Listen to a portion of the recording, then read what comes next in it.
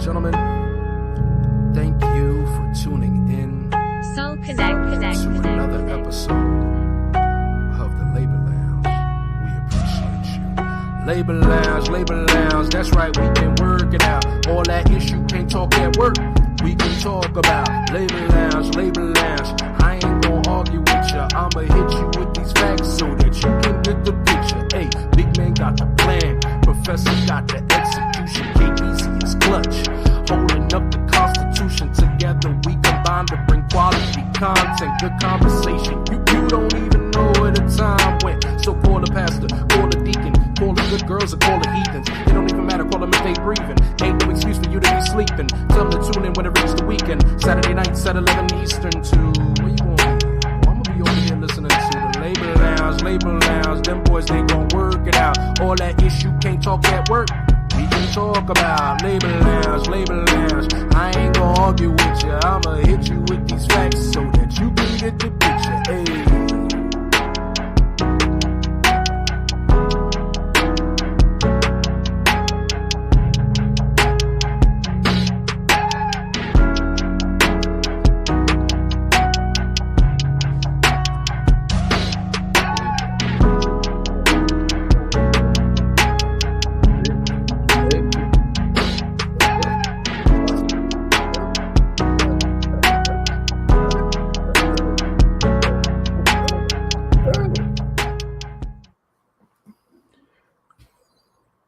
And welcome back to the Labor Lounge Live, where we talk about current events and some more-ish. I appreciate everybody for continuing to rock with the channel. Make sure on your way in, you hit the like button, you hit the subscribe button, and keep up with the content. Professor, how you doing tonight?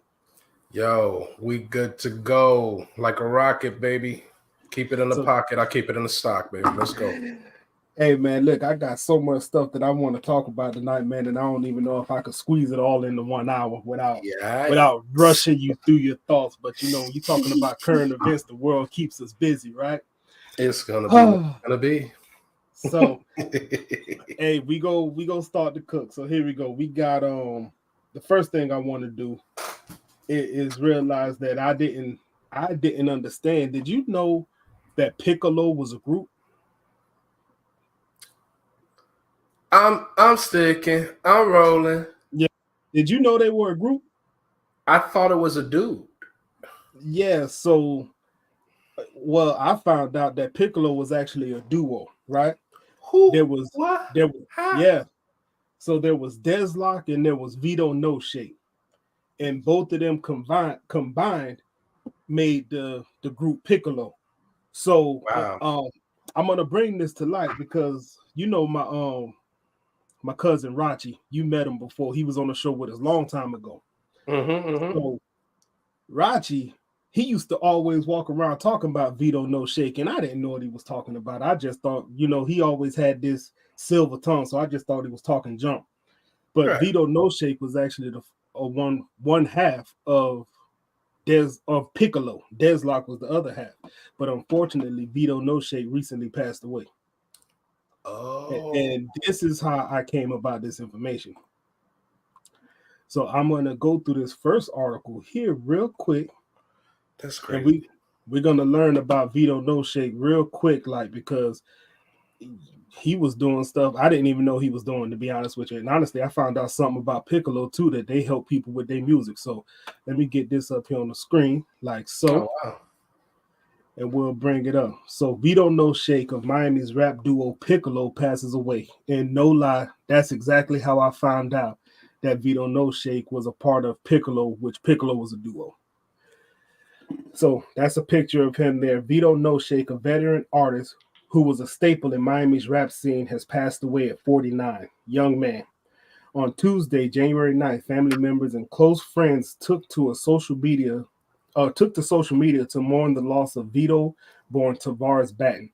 According to his manager, Bucksky Bonutsky, Baton suffered from a stroke and was admitted to a hospital in Aventura on Monday, January 8th. He was placed on a breathing machine but was still unresponsive. Despite all his family's efforts to keep him alive, the rapper passed away the following day. Numerous artists like Batten's cousin YD, Ball Greasy, and Chaotic, and others paid homage to the influential artist on Instagram. Vito was a special kind of individual, Buck said.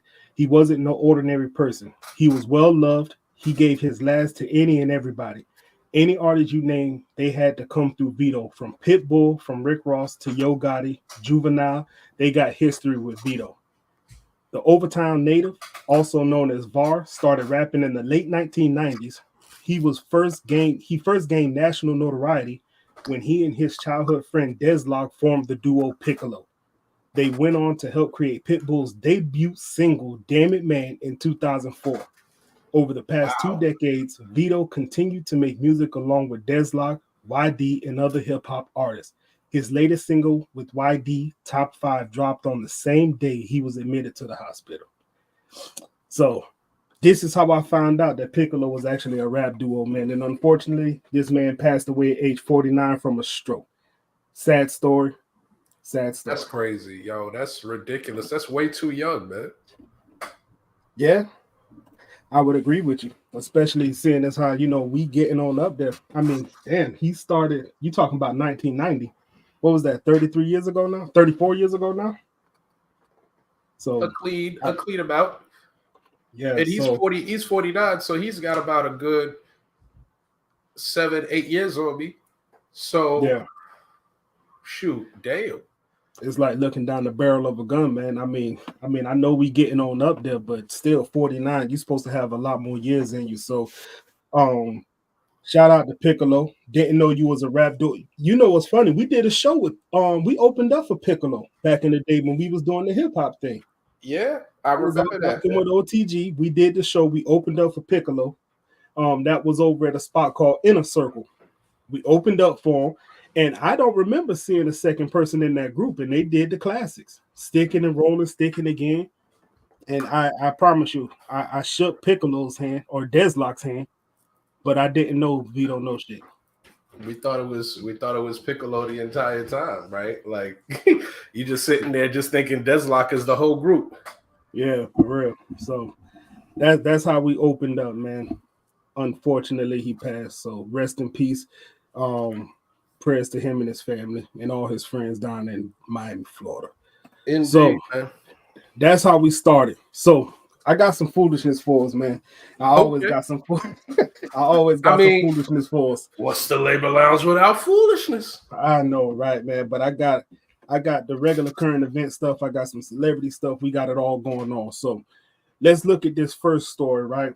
Where we're gonna go ahead and get into a story that kind of made me a little upset. I'm gonna be honest with you, because it was a mistake that cost somebody's dead life. And I'm gonna let them tell the story, and then we go come back and talk about it. So get another buying us going on free taste. Our top story now at 5, a teenager who taunted law enforcement on social media, saying he couldn't be caught after a brazen drive-by attack, was handed a long prison term today. The vicious assault left one innocent woman dead and another wounded when Isaac Gonzalez shot up the wrong house. KENS 5 reporter Sue Kalberg was in the courtroom when Gonzalez admitted his guilt and learned his fate. Sue, are you Isaac Gonzalez? Yes, sir. Appearing before Judge Joel Perez, 17-year-old Isaac Gonzalez came to plead guilty to 2 charges. You're charged with murder and aggravated assault with a deadly weapon. And it's punishable by 5 years to 99 years or life imprisonment. In both cases, are you pleading guilty because you are guilty and for no other reason? Guilty, yes. Okay. Gonzalez admitted his role in a West Bexar County attack back in October 2022. Prosecutors say Gonzalez was after someone who lived next door, but he mistakenly shot up the wrong house on Bald Mountain Drive. A 25-year-old guest staying at the short-term rental died. Her 41-year-old host was shot in the leg and survived. Your punishment is to be assessed at 40 years imprisonment. The judge assessed 40 years for the murder and 20 more on behalf of the shooting survivor.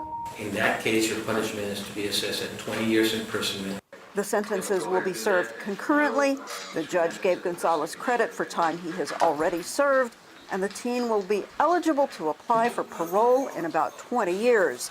Then the judge says he'll have a federal lifetime ban on gun possession. Gonzalez will return for formal sentencing next Tuesday.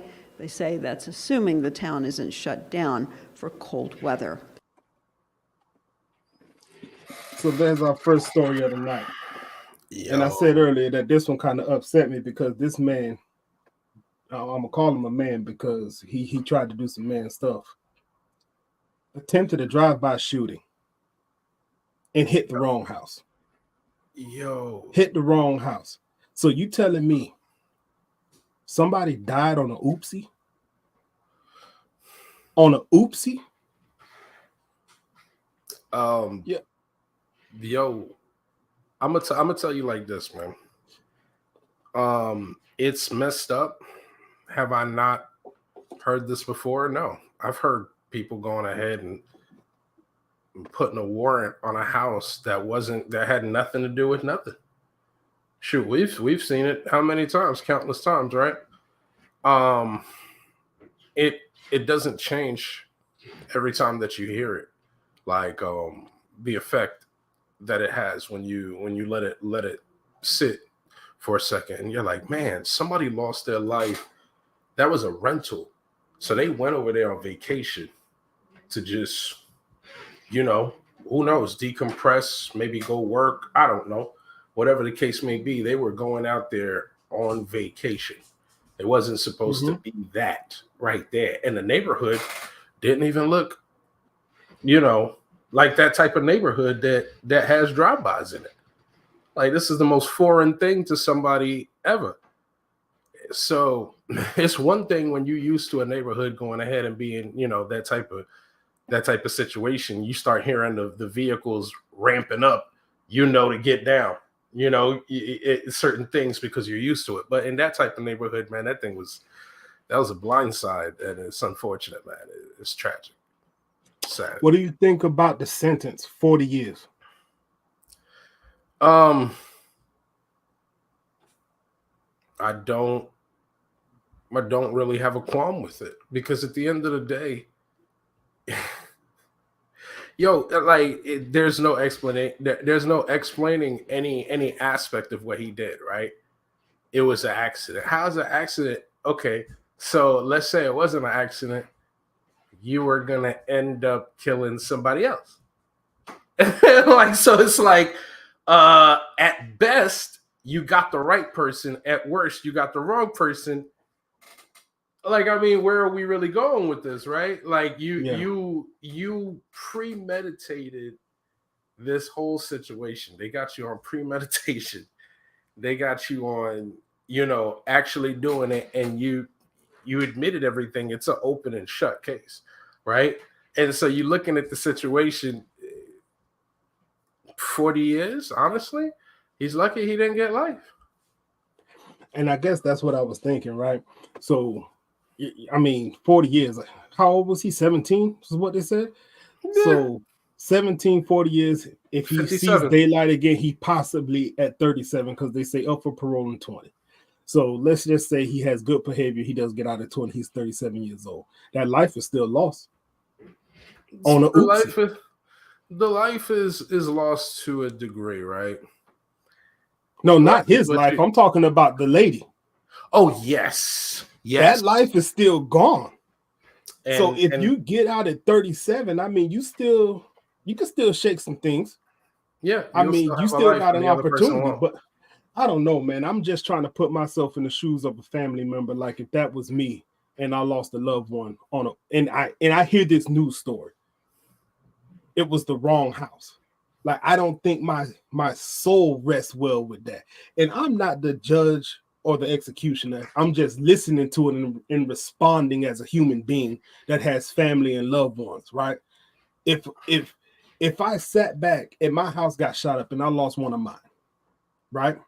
Mm-hmm. And then to hear a news article where they say it was the wrong house. Yo, some people will say, oh man, that's just bad luck. No, that's not bad luck. That's him. He did this. He intended to hit them, but he got us. And I'm going to continue to hurt by this. We'll get over it. But you never really get over the loss of a loved one.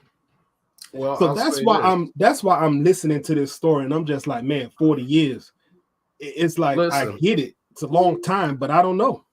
Look, I don't from Christopher's Pandora. really. Hey man, Really? tell Alexa to shut up, man. And she Alexa, stop. You're doing the most. Yo, she always be in my business, bro. Like, I don't even. Yo, I'm tired of this, bro. I'm gonna kick her out, yo, for real, yo. She don't even pay rent enough to be doing all this stuff, bro. Yo, you talking to Alexa like it's a real person, bro. You're scaring me. She doing too much. Tired of her, bro. Nah, but yo, listen, Linda. I'm doing Listen. the live stream, Alexa. Leave me alone. Right. So Go ahead, man. you said your soul, because of the situation and the nature and how it happened, you stated that your soul wouldn't sit well because of the way it happened. But if I think of, and I say this just to play a devil's advocate, right? If that person were to be the target, would your soul sit well at that moment too? Absolutely not. So there's really no way that your soul would have sat well knowing that this person killed the person, whether it's an accident or whether it was intentional. Yeah, the accident makes it worse. Because You think so? I really do. Because here's the thing. My neighbor might be in something involved in some things that I have no knowledge of. He could be involved with all kind of stuff that would cause something like this to happen. You know, when you live a certain lifestyle, you expect certain things, correct? So if you're expecting certain things, you're aware that this could possibly happen to you. But if I'm just next door living my life, law-abiding citizen, doing what I do, and I get hit on a oopsie, it's like, man, that it hits different. I think I think it doesn't matter for me because the life is lost either way, right? So the intensity is going to be there for me either way. If you did it by accident, I'm going to hell and beyond to make sure that you be accounted for. If you did it on purpose, I'm going to hell and beyond to make sure that you're accounted for. You get what I'm saying? So it's like either way it happened, it's not going to be any different whether it was an oopsie or whether you targeted, for me, I should say. Yeah. Because at the end of the day, you took somebody from me and you're going to have to pay regardless. I don't care whether it's an accident or whether it's intentional. You did it. So we here. So tell the truth. Don't this sound like a setup for like a Liam Neeson movie? Think about it. So now this guy's locked up, but it's it don't sound like a setup because Liam Neeson movies, the person is usually living that he's chasing after. Yeah, the next door neighbor, the one that was involved in the stuff that brought my family down. So now you got to get it, and he goes up that whole line. And next here's thing you know, here's the problem with the logic, right? Because what if the next door neighbor was just a regular innocent person, right? Look at the person, look at the neighborhood that they're in. That doesn't even look typical of the type of activity that's going on right there, right? So who's to say that this guy's just not a nut job, just going ahead and having a whole bunch of guns and saying that he's going to drive by on somebody he had a disagreement with, period. I mean, yeah, but if he knew it was a oopsie, then he knew what he was doing. He was close to where he wanted to be. He just hit the wrong one. But sad nonetheless, man. Sorry that this person had to lose their life. It's just stories like this, man. It bothers me. But you see this picture on the back wall as we start the transition? Mm-hmm. That picture was donated to us by Johnny Simmons Photography. Yes, so Johnny Simmons Photography is starting to do landscape work, and he will be putting those on canvases, and you'll be able to shop on JohnnySimmonsPhotography.com, where he will be selling photos like this and other photos that will be available to you. So that's Johnny Simmons Photography, and you're going to look at this short ad here, and you'll be able to screenshot it, and you can get his information. He's serving the Tri-County area.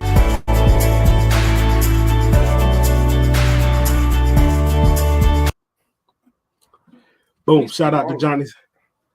Johnny. He might work on that. But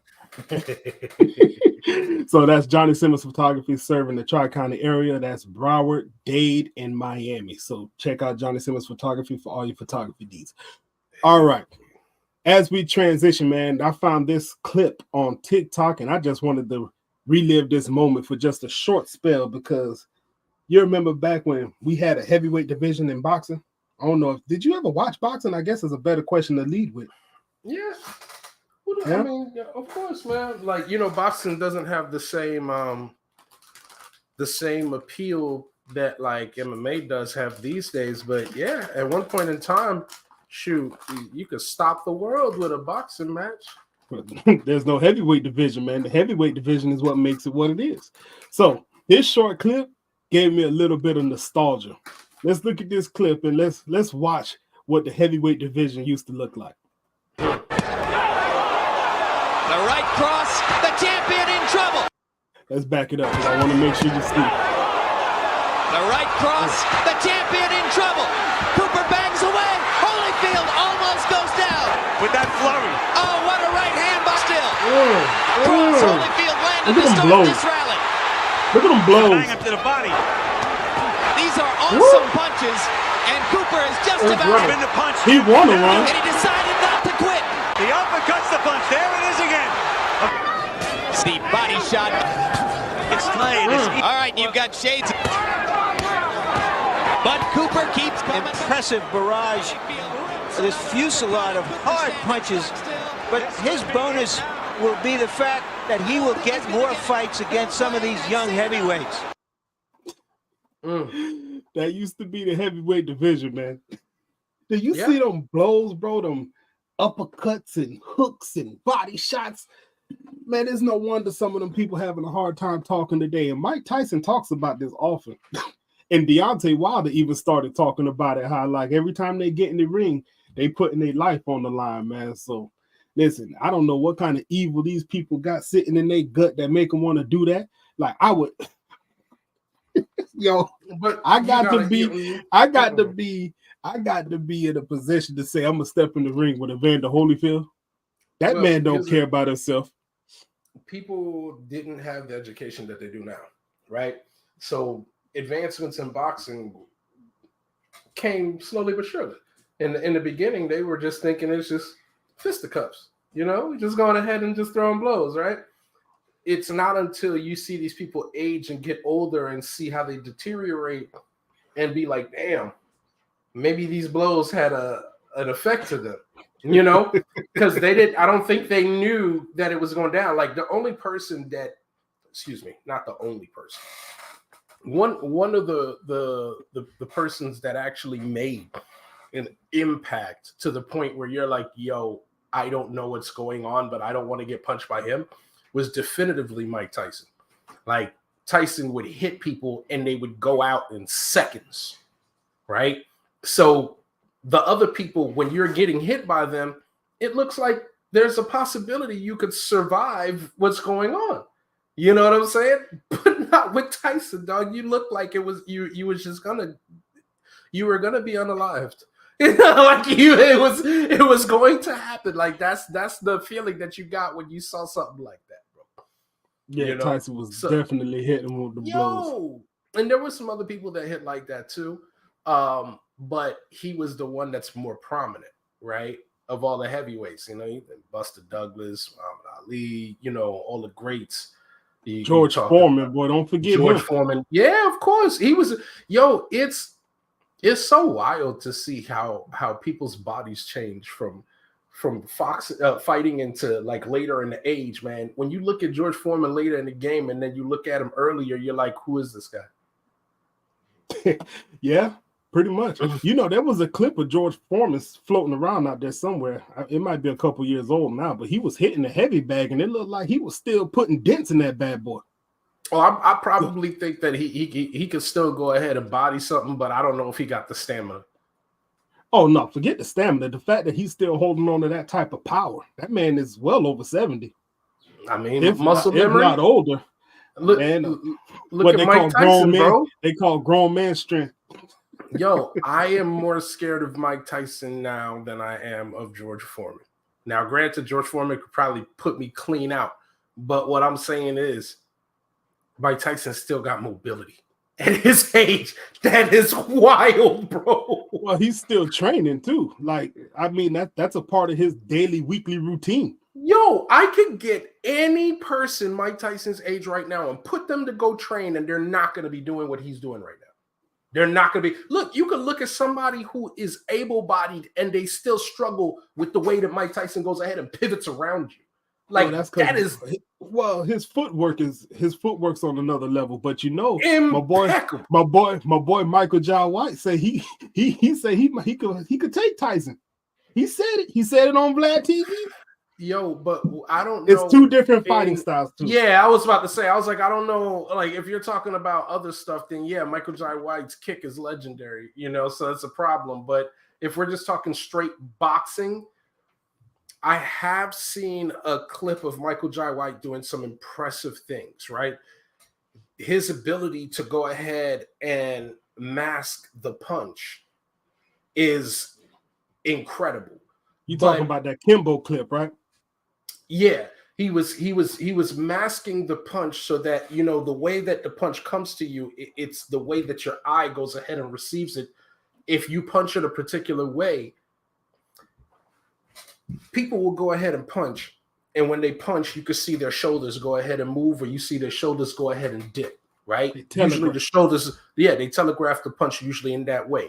With Michael Jai White, he let the arm go, like without the shoulder movement. So it'd be like, and so when the punch would come, it would be already here because of the way that it was coming, and it was coming straight in this kind of linear fashion. So it wasn't coming curved, it wasn't coming overhand, it wasn't coming uppercut. It was just chop. And the line of sight, he was playing with your vision in that type of situation. Supremely impressive, right? I'm gonna say that if somebody is standing still, this might be something that you could go ahead and get away with, right? But when you're talking about somebody moving with the head movement like this and getting down and then whap, whap, whoom, it becomes a whole different ball game. Like Mike Tyson's mobility puts him in a whole different ballpark. And I think that's the impressive part. Go ahead, bro. So pure boxing. Let's talk pure boxing. Let's work on this short. So pure boxing, Michael John White said on Vlad TV he could take Mike Tyson. True or false? False. So Tyson takes that fight? If it's pure boxing, hell yeah. I would say I agree with that. I have no argument with that. Now, if you talk about street fight, Michael John White hit him with one of them kicks. Oh my God! It's gonna be Lennox Lewis all over again. So. Down goes Tyson. All right. I like it. So, with that being said, let's keep on pushing, man. I got so much. Which one do I want to pick? I got your boy. I got Jason Whitlock for you tonight too, or at least something on Jason Whitlock. It's not necessarily Jason Whitlock, but ain't that your boy? Ain't that your boy? Man, I watch both shows. I watch Fearless with Jason Whitlock.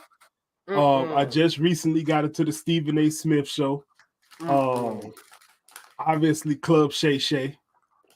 So I almost feel bad for Skip Bayless, bro. Like we forgot about him just that quick. Skip who? Yeah, for real. Skip to my Lou. Does he still have a show over there on FS1? yo, but you know what? Hey, he got a mention. He got a mention. Yeah, he got a mention in that whole tirade between Stephen A. and Jason Whitlock. The mention was very brief about. I think he's doing much better on Club Shay Shay than he was sitting across from Skip Bayless. That was about it. No, they said that he was gonna go ahead and get his. He's like a little bit of time away from getting one of his rapper co-host best friends to come and pull up. He was making fun of Lil Wayne. Skip. Yeah, because Skip did that blatantly, and I was trying to figure out Like people were like, I'm excited to see it. What are you excited to see? Obvious ploy? Like, listen, man, I'm gonna be honest with you. Skip Bayless, I know he had to make some moves. He had to make them quick. I can imagine they sat in the studio like, okay, who can we get to replace Shannon Sharp? We need some star power. Michael Irvin had some buzz around him because he had just went through the lawsuit. Keyshawn Johnson had just got let go. Ed, is it Ed Sherman? That his name? Something Sherman. So Sherman, he had Sherman from the Seattle Seahawks. Yeah. I think it's Ed Sherman. So Ed Sherman, he ended up having beef with Skip some time back. So that was just a good dynamic to have a great debate show. But even with all that star power, it's just not enough. I really think what he should have did was went out there and tried to get Max Kellerman. They might have tried, but I think Max Kellerman would have been a good addition. Richard Sherman, there you go. I think Max Kellerman would have been a good addition to Undisputed because it would have given a different dynamic. It would add just a little bit more diversity. And plus, Max Kellerman is sharp. It's not like Max Kellerman was bad at his job. ESPN just let him go because, him and Stephen A had some kind of tizzy going on. Listen, Skip Bayless should have just flopped and called it a day. Okay? You don't get to do what you do and not see this happen. This happened because of his behavior. Period. So it's like you're playing all this damage control. It's too little, too late. Now you're at where you're at. I don't think he should have folded the show. I think he didn't have to fold the show. You could try to keep the show going, whether it's his behavior or not. Somebody's going to sign up for it, which 4 people did, right? Now the show's just not performing as well because you don't have the Shannon Sharp personality, right? Yeah, because you crapped on the person that you were supposed to go ahead and be good. Yeah, but at the end of the day, Skip Bayless, he's got enough years. It's a scenario of where the game is evolving and Skip Bayless is not evolving quick enough. Because if you look about it, the landscape has changed so much. You got all these free sports commentators now. I mean, you go on YouTube, these people got followings to where ESPN is like, hey, Pat McAfee, come over here. We're going to give you millions of dollars to bring that crowd over here. I don't all the way think it's that. I think that might play a part in it. I'm just going to say that when you have people on the show going ahead and challenging your stats and challenging your credibility because of the way that you critique people, it starts to become a whole different ballgame. Like they pulled up a lot of things that Skip said and pulled receipts. And he's not as fantastic of a ball player as he's made himself to go ahead and be. What are you talking about, ball player? You talking about like commentator? Because I don't know if Skip played sports. So there was a segment. I'm gonna before I go ahead and speak on it, I want to speak on it accurately. But there was a segment that he did where Skip said that he used to play ball at one point in time, and he would lend his credibility at one moment in time. Somebody else came in, and they called him. They called him Water Pistol Pete. They clowned him because I guess. And I'm going to look this up, but I'm just going to say this at the seat of my pants right now. Just put asterisk right next to it for correction. But I'm going to say that I think Skip Bayless likes Pete Carroll. And so they were like, yo, they called him, and if I'm correct, I think the nickname for him was Pistol Pete. So they said if Skip Bayless's stats had to come into play, he'd be called Water Pistol Pete. And you know what? This is very worthy of me going ahead and pulling it up right now. He played baseball and basketball. This is back in the 70s. Skip Bayless ain't doing no damage. Skip Bayless old as hell. Right. But I think the fact that he played is kind of like almost a testament to him being able to go ahead and commentate on people, right? It's like one of those things where you're like, well, I've been there, so I can go ahead and talk about him in the way that I'm talking about him. You get what I'm saying? Yeah, but I think everybody feels that way in sports commentary, because if you even Shannon Sharp, you can see how he talks about football versus how he talks about basketball. With basketball, he's very analytical. When it comes to football, he knows a little bit more about those X's and O's. So I think when you've played a sport, you just know you could talk about it in a different way because you know a little bit more about that sport. I think everybody would naturally do that. Jalen Rose destroyed Skip Bayless and asked him if he ever averaged 1.4 field goals, Doc. Yo. I think that was in March 14, 2002. You know what's funny? I don't know if they got that headline wrong because, they just came out about Stephen A. Smith averaging 1.5 points a game. No. Listen. They said, whatchamacallit, it's been no secret that Skip Bayless has been roasting like a chestnut over an open fire over the past few days, right? So they say he then made a solo appearance on his show Undisputed with co-host Shannon Sharp, nowhere to be seen, put together a strange apology to kick things off, I'm trying to go to the point where when he asked about all of this stuff, man, they're talking about things that, hold on.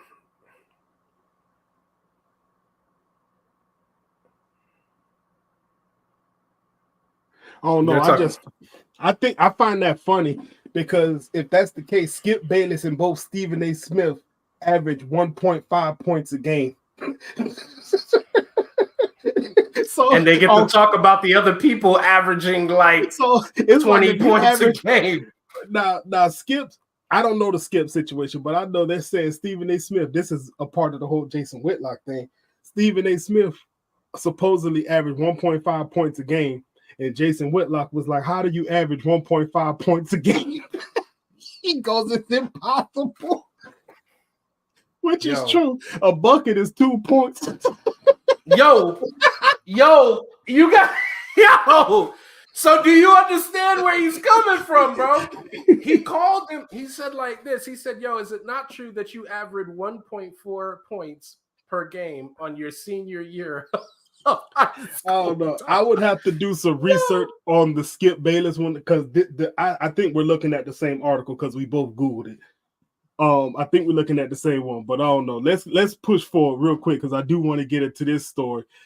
This is in Coral Springs, right? Just getting back into more of some of our more serious conversation. Okay. We have a situation in Coral Springs where 3 kids were left at home for close to 2 days. Mother stating that she wanted some time off of being a mother. So let's look at this particular article. And it does have a clip attached, but sometimes you can't get the clip to play when it's from an article. So we'll look at it and let me know if you can hear it before we really get started. Okay.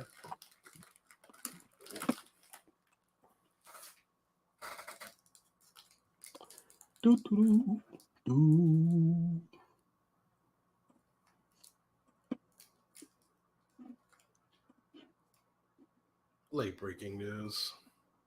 All right. I want to go full screen for this one.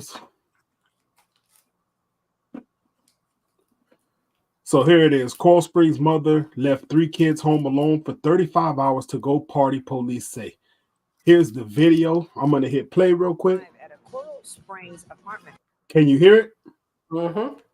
Perfect. That's what I like to hear. So we're going to go ahead and go through this clip and then we'll come back and talk about it. Complex where a mother's accused of leaving her 3 young children home alone for more than a day and ignored their attempts to reach her.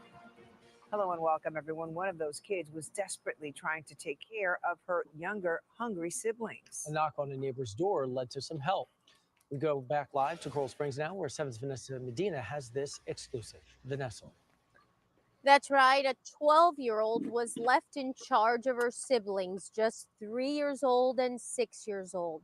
These little kids were starving. They ran to a neighbor's house after 35 hours being left alone.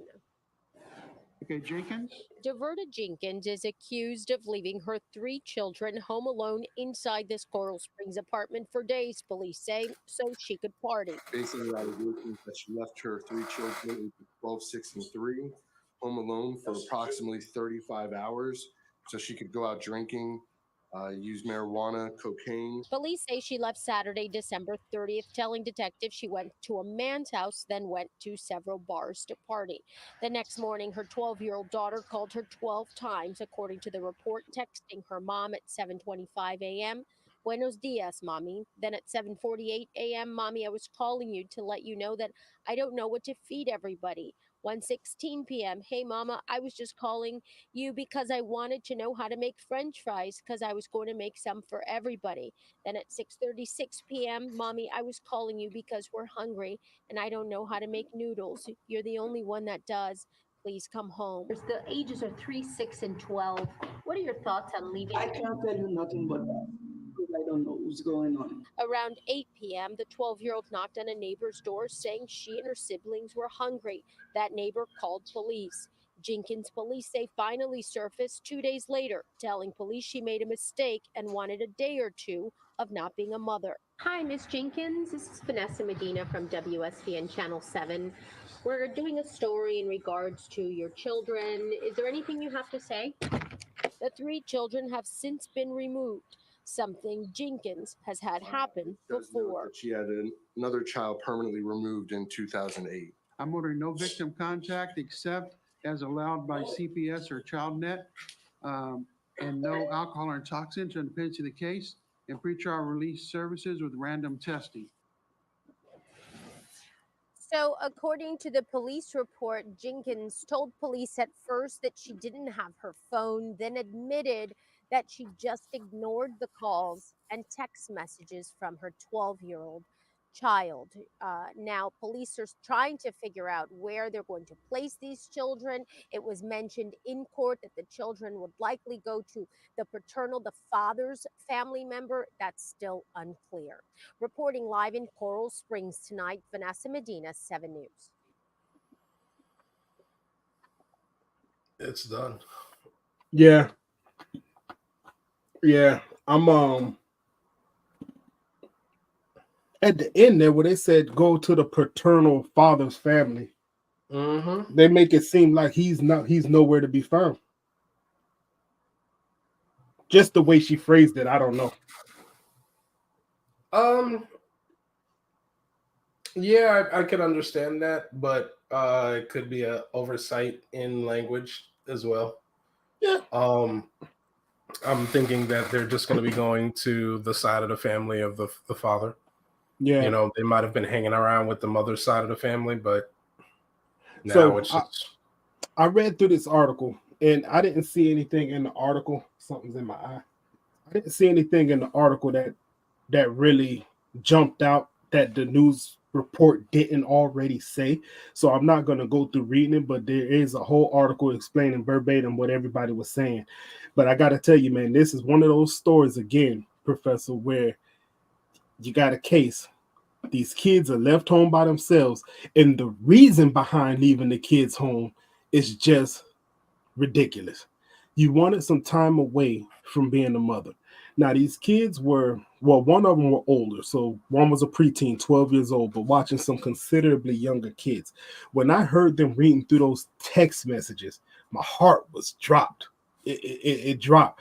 Because you had one who seemed like she was trying to do her damnedest to make it work, right? Yeah, make it. And I 100 believe that if she knew how to make French fries or knew how to make noodles, she wouldn't have been as concerned as she was. But those kids were sitting at home for damn near 2 days, hungry, damn near starving, to the point where they knocked on a neighbor's door. For you to knock on the neighbor's door to say, hey, we don't know where our mom is and we're hungry. Yo, they had to be in that house suffering. And that's so sad because you laid up and you had the kids and then you want 2 days off. Let me tell you something. It's a full-time job. My wife would tell it. It's a full-time job. She been she been staying home with these kids, dropping them off to school, picking them up, doing homework, all this good stuff. It's a full-time job. There's no days off. They're here and it's never going to end. If you need 2 days off, you need to go ahead and give those kids to somebody who wants to take care of kids, i.e. their father if he's around or that side of the family. But man, let me tell you something. Some people shouldn't have them, but they want to go through the act of having them. They want to go through the act of having kids, but don't want to take what comes with having kids. It's heartbreaking to see stuff like this. Damn near 2 days, no food, knocked on the neighbor's door. And in a little piece of me, I don't know where she's from, but I think it's some kind of island, right? She said I can't tell you nothing about that. That little girl probably scared knocking on that neighbor's door, but that was her last resort. Because I know that they're getting disciplined in that house. That's my best guess. I don't know that. That's my best guess. I do not know that for a fact. So let me not say that.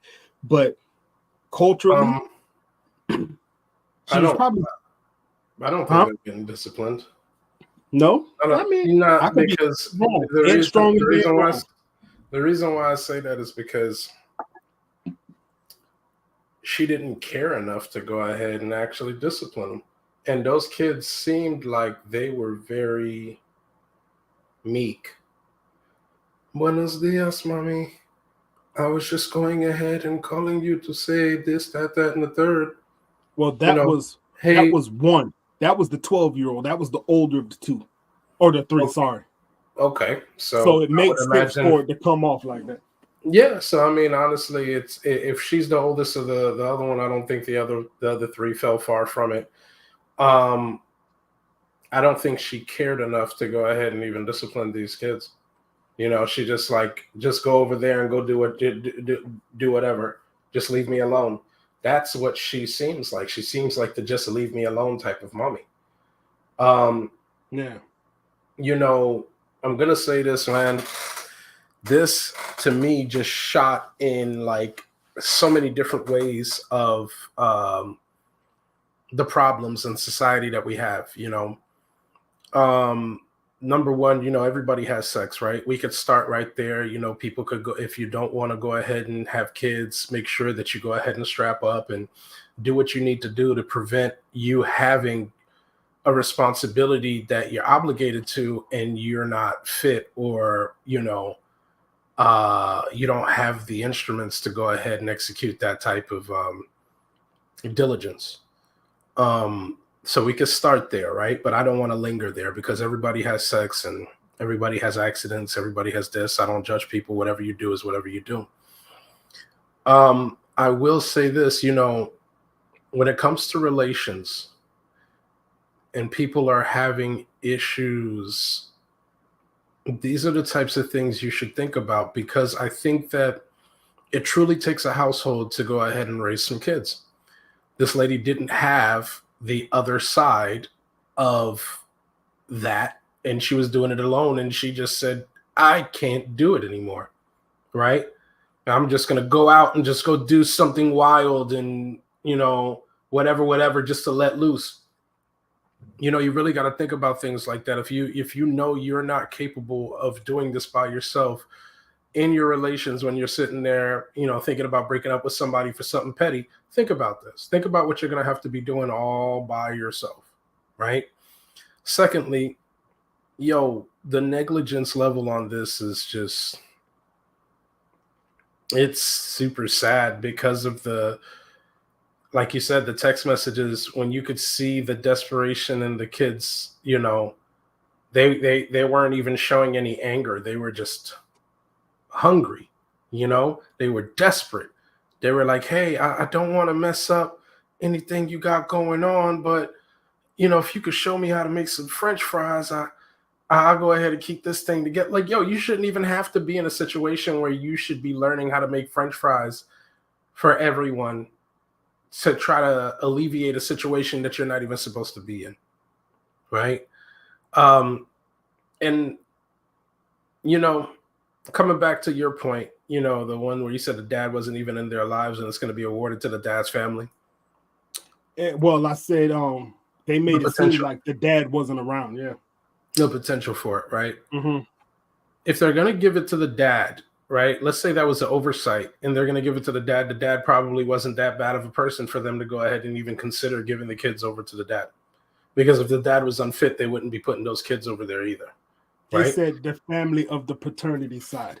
Now, but listen to what I said. If it was the oversight on words and they just meant they're going to that family side, which includes the dad, then the dad is not that bad.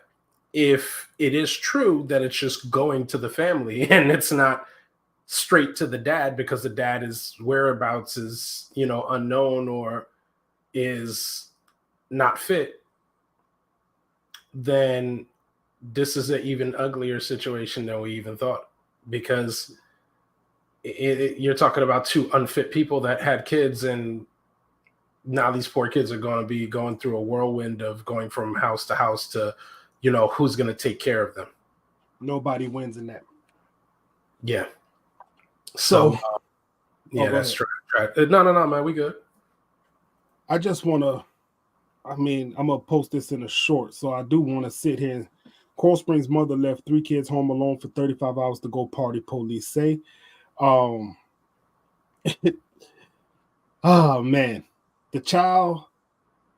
So the part about this, Professor, 4 hours later, the child texted, "Mommy, I was calling you. We're hungry and I don't know how to make noodles. You're the only one that does. Please come home."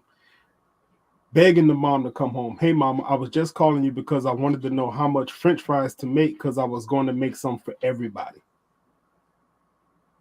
At 7:25 a.m., "Buenos dias, Mommy." 23 minutes later, she texted, "Mommy, I was just calling you because I don't know what to feed everybody." It's like, bro, it's so gut-wrenching to see that. Around 8 p.m., detective said Jenkins' 12-year-old daughter knocked on a neighbor's door saying she and her siblings were hungry. The neighbor immediately called the police. They launched a search for the mother. Police and Jenkins finally surfaced nearly 2 days after she left. She told detectives she made a mistake and wanted a day or two of not being a mother. Police said Jenkins finally surfaced nearly 2 days after she left. She said she told detectives she made a mistake and wanted a day or two of not being a mother. God damn, boy. Let me tell you something, Professor.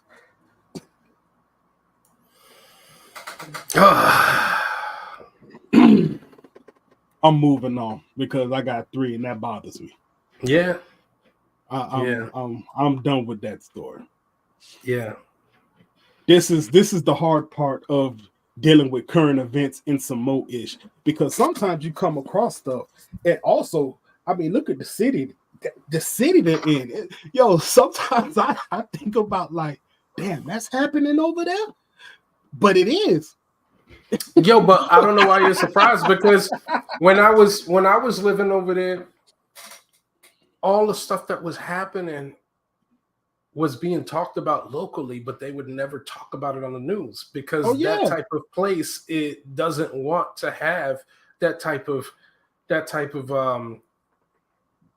attention, because, you know, the taxpayers, and you don't want to instill fear in anybody. They make it seem like it's the safest place in the world. Meanwhile, people are getting, you know, stabbed left, right, front, and center, here, there, whatever, and they won't report stuff like that. Oh yeah, because that's downtown now. So you know you can't really. They don't want that publicity. People used to get shot and they sent them all the way over to North Broward.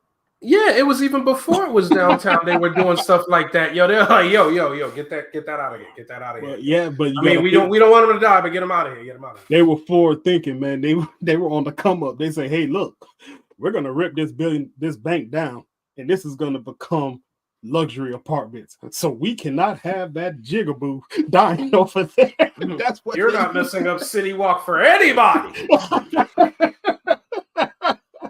Gosh. Yeah. They were already there, bro. And it's sad, man, because, you know, a dollar will go ahead and be worth more to somebody than your life. Yeah. And that's sad as hell because there's no dollar amount that could be placed on anybody's life, man. I'm sorry. Big facts.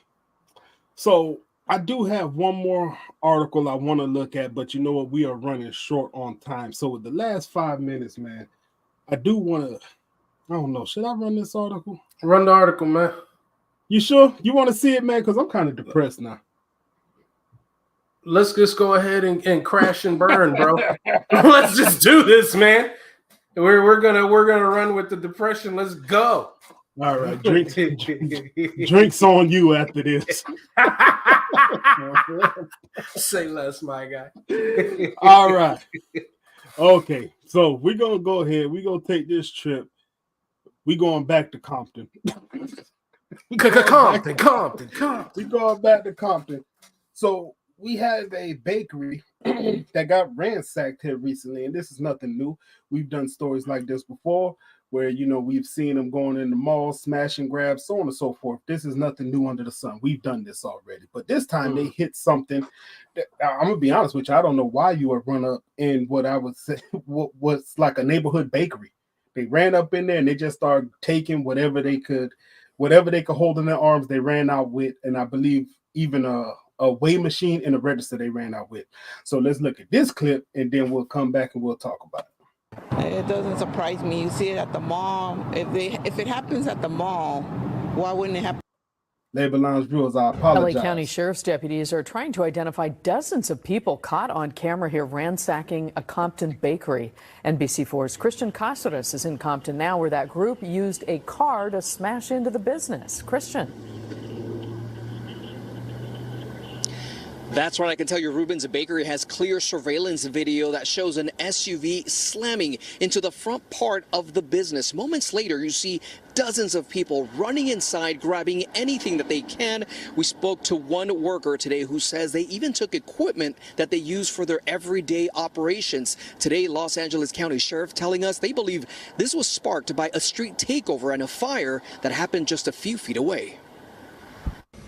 Watch as dozens of people run into this Compton business during closed hours, ransacking the place and even jumping behind the register. They're everywhere. It's crazy. Customers shocked to learn Reuben's Bakery on the corner of El Segundo and Santa Fe Avenue was now at the center of an investigation. The front door gone after detectives say the culprits used this white Kia to smash in. This is a livelihood. This is a thing where these people, Mr. Reuben and his wife, have been here for years. And their son is the one that now takes over. Los Angeles County Sheriff say their Compton station got a call just before 3:30 Tuesday morning about a street takeover outside the business. Minutes later, another call about a fire. Then a third call about a break-in involving dozens of people grabbing anything they could find. We have meat scales, meat itself, like items from the business, as far as groceries, and lotto scratchers. This preschool worker across the street, which is part of the city of Linwood's jurisdiction, says a similar incident also happened at their property. Their front surveillance camera capturing this. It's terrifying to know that we're a preschool and this is a place for children and people are coming in and vandalizing. It's scary. Back at the corner market, workers made repairs to the front entrance for several hours. The owners refusing to speak over the crime and the street takeover many neighbors say is getting out of hand. It doesn't surprise me. You see it at the mall. If it happens at the mall, why wouldn't it happen here? It's been changing with all these burnouts and all these people doing all these donuts and everything. It's really, really out of hand. And LA County Sheriff tells me they are confident they will be making an arrest in this case because they say they have so many cameras here in the area that show a clear picture of all the people and the vehicles that they drove away in. Now, we also spoke to Compton's mayor today who says she's hoping this concern will be addressed tonight at the city council meeting. We're live in Compton. Christian Cáceres, NBC4 News. You know, something like this is devastating to a small business. It's devastating. But now, granted, I'm sure if they're operating as a business, they got insurance and stuff, they can get that back. But there's downtime. Right. There's still downtime. And man, it sucks because it started from what they call these street takeovers. So if you're familiar, they have issues with teenagers in the streets doing burnouts and just blocking up traffic and doing all kind of stuff. Mainly, it's like unsanctioned car shows where they do all this stuff. This bakery seems to have been in the crossfire of one of these street shows, and they backed the car in and just started taking stuff. I'm curious, like, do you think this was a targeted attack? I'm curious, or was it just random? Because it really makes no sense. It has to be targeted for them to come with the car, right? You know what I'm saying? Like, if you come with the car, that you got to have some kind of targeting going on. Like, you don't just randomly back your car into there and then 20 to 30 people are showing up inside that business running around. You know what I'm saying? But they ran into a bakery. They're stealing snacks. It's like, well, no, they took stealing, meat. They took scales. Now, if you know, those scales cost money, and a lot of other products that she uses for the business cost money too. So why they did that is beyond me. That's beyond me. But they definitely planned that. They didn't like, they were all masked up. Everybody was in sync. As soon as they hit, people were swarming the back. Like, this was not your regular smash and grab. This was definitely a little bit more orchestrated. What's a regular smash and grab? They're just getting better at doing it. Like, No, you know what? a regular because maybe we shouldn't hit a mall. Let's hit a smaller location. No, it's not. No, because a regular smash and grab would be like pulling up impromptu, not planning nothing, looking, checking the scene right then and there, impromptu, and then boom, busting the window and then grabbing whatever it is and calling it a day. Smash and grab, right? Those usually aren't premeditated. When you start getting a car involved, now you got thoughts coming into play. When you start getting more than one person, you start getting thoughts into play, right? You had to think about it for it to all come together like that. If you just got somebody that are just randomly passing and then they just boom, break the window as they see something they want, to me, that's the regular smash and grab is what I'm saying. I got you. Well, LA never lets us down, man. Unfortunate. Sorry for this bakery, but I really think something like this could be devastating that you got to go through because, you know, that's people's livelihoods and they've been there for some time. Matter of fact, it was a hand-me-down. The son took over, is what the reporter said, or what somebody said. So now it's like you got to rebuild that whole situation. Staples in the neighborhood like that normally don't go unanswered because if they are a staple in the neighborhood will band together and make sure that, you know, they have the help they need to rebuild and stuff like that. So I hope this is one of those situations. But these kids, man, they got to get it together. They got to stop doing this stuff. And me saying that is not going to make any difference in the world. But I'm going to tell you something. I'm going to end this. But there's a story that I was going to add to this where kids tried to get into this man's home. He wrestled the gun from the guy trying to get in, and he ended up shooting the dude. So if you think people are not fighting back, they are. Oh, they this definitely guy, are. This guy got shot with his own gun, right? Yeah. So that's terrible. people are scrapping. So be careful out there. Y'all got a chance to turn it around right now. Listen, go home, get in them books, get into your trade, do what you got to do, but leave people alone, man. Find out how you could be productive members of the community because it's only going to end up one way, you know, or one of two ways, dead or in jail. And honestly, it doesn't have to be that. If you got the brain power to think up scams like this, to back a car in, smash and grab, imagine what you could do if you put your mind into something productive, right? The sky's the limit. So my piece of advice to you all, if you so happen to hear this, don't come smash and grab at the crib. Put that into something productive. Go to the library. do something that you can monetize, because obviously you're thinkers. You can do it. But hey, who am I? I'm just a guy on YouTube, right?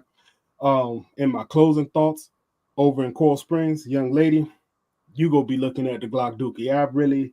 I'm not gonna spend too much time. I'm not gonna spend too much time talking about that, because it's it's just wrong what you did. Those 3 girls or 3 kids, 12, 6, and 3, were at home starving to the point where they had to knock on the neighbor's door. That's utterly ridiculous. I understand raising kids is hard, but you know what? If there had to be somebody that you could have tapped on the shoulder to say, hey, I need help, right? You don't just leave them home for you to go out and party for damn near 2 days, pop up and say you made a mistake. Then you went out, partied for a couple of days. You had marijuana and cocaine in your system, according to the report. So you was out there partying heavy. Then you said you didn't have your phone with you. Then you come out and say you just ignored the girls. Like, why? Why? They didn't choose this life. You did this. You're the common denominator. You have the responsibility. But I guess that's something that is just unknown to you. So we're just gonna leave that there. Consequences will come your way. It's not my job to judge. Professor, you got some words before you close us out? Yeah, man. I really think that my closing thoughts for today are: think about what you do before you do it. I think a lot of these situations could have been prevented. The 17-year-old could have went out and talked to a friend and decompressed. Lady in Coral Springs could have reached out to one of her homegirls. You know, please watch my kids, man. I just need some time right now, and I'm about to lose it. You know, say something, because I really do believe that she didn't want to be a mom at that moment in time because things were overwhelming. You know, think about what you do. Think about who you having kids with. Is this the type of person that is going to be around so that I can have this relationship and have a 2-parent household so that I won't be stressing to the point where I'm just leaving the kids alone by themselves? You know, think about situations like that. The bakery situation, man, they got everybody's license plate, bro. They got everybody's license plate, bro. Y'all really ain't thinking out there. You know what I'm saying? Like, they got clear cameras in there. They know what's going on. If the son took it over and you got beef with the son, leave the business out of it. Think about what you're doing, man. Everybody think about what you're doing before you do it. And we always say, think about what you're doing at the end of these shows. That's really what it boiled down to. Just think it through. Yo, give it a day. I got a clip of you saying, yo, you didn't think this through. That was from last week's show. Yo, I always feel like when I sit here, I'm like, there's a lack of thinking in here. There's a lot of preparation, but there's a lack of thinking about the end result of this and how it's going to affect you. So with that being said, man, I think that's a common theme, and I'm going to keep that theme going. Think about what you do and think it through. I'm going to tell you like this. This what need to happen, right?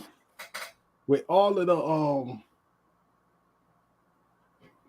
those people that's out here not thinking stuff through, this is what's going to happen when you don't think it through. We not even going to put you in jail no more. We're going to drop you in the ring like this. The champion in trouble. Cooper bangs away. Holyfield almost goes down. With that flurry. We're going to be like, Evander, you want to come out of retirement? We got something for you. Go. Oh, what a right hand, but still. Cross, Holyfield landed to start this rally.